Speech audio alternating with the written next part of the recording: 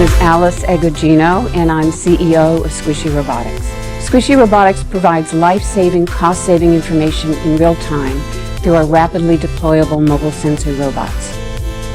Thousands of people have lost their lives in emergency situations due to poor situation awareness in uncharted territories.